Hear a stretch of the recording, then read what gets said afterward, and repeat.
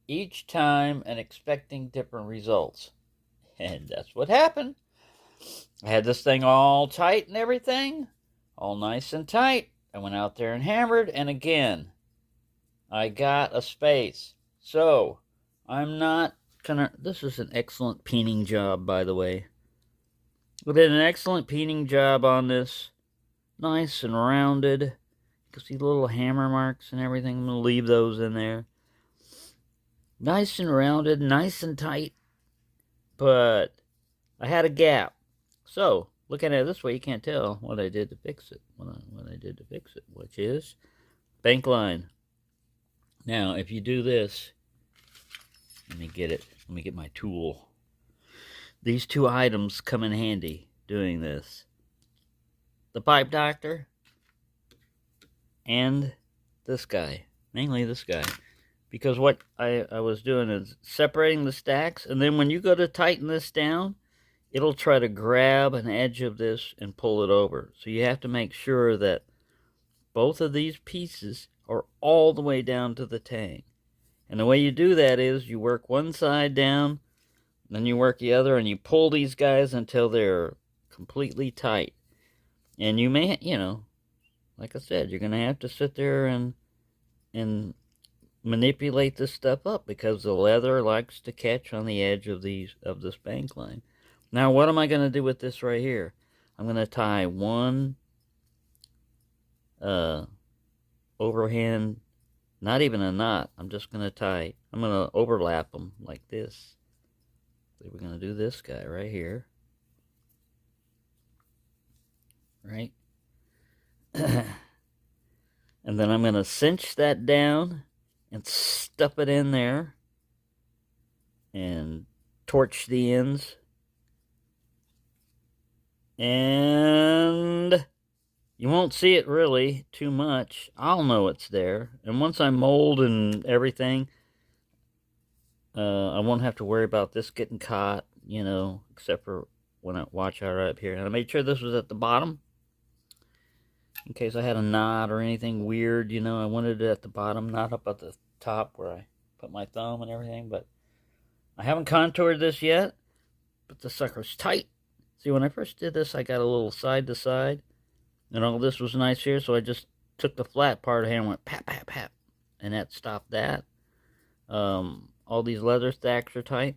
So I can understand why people glue these, you know, before they peen the hammer and handle and everything, because apparently there's enough compression from banging back and forth that it compresses these guys enough to make a big space. I mean, basically a one thing space. Now, one piece of leather space. What I could have done was, again, like I said, make a C cut. You know, just make a little cut right here on the end, overlap it, put it in there, and basically, instead of using this as a space, use another piece of leather as a space. But I didn't do that. I did this. First, I was going to leave this out there and look. How many knives have got a built-in lanyard? Built into the handle. Ready to go. But, no, I'm going to... Like I said, it isn't easy getting this done.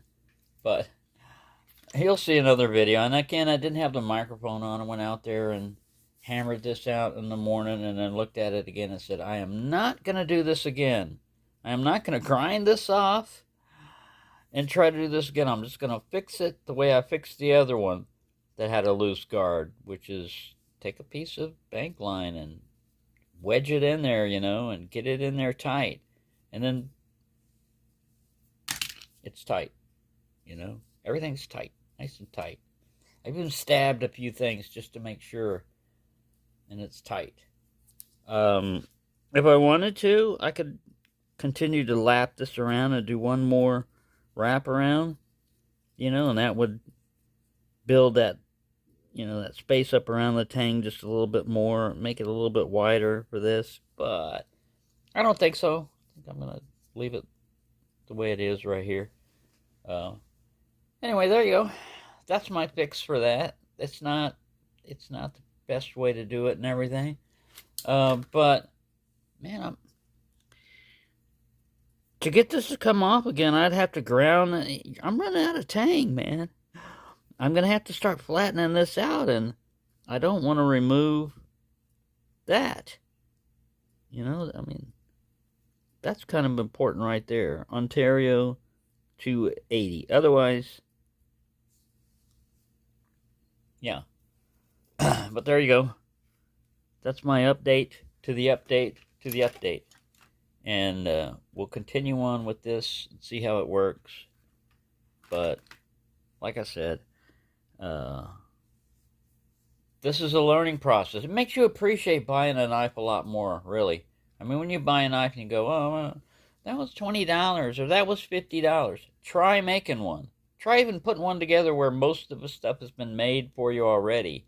And you will see why. Unless you know what you're doing and you've got experience with it and stuff a lot, you're going to make mistakes. And it gets frustrating after a while. All you want is a handle on your knife. You want to be able to use it again. Yeah, you can see how long it's taken. This is a process. It takes a while to do this. But to me, it's worth it. I mean, again, you know, I love the way this thing looks. It's seen some stuff. Is the way it looks like. You know, it's been through it.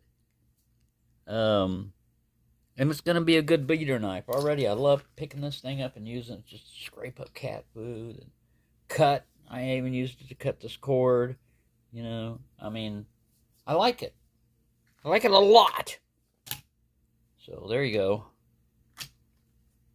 To be continued.